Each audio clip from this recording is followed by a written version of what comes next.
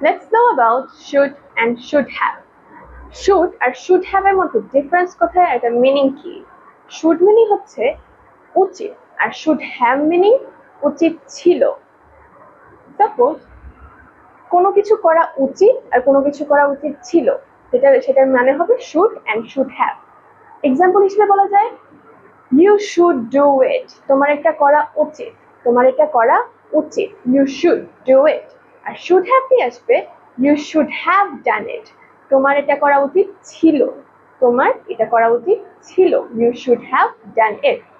So এটা হচ্ছে mainly difference should and should have এর মধ্যে। আরেকবার আসি, you should do it, তোমার এটা করা উচিত, you should have done it, তোমার এটা করা উচিত ছিল। তাহলে একটা ছিল উচিত, that means should, আর উচিত ছিল should have।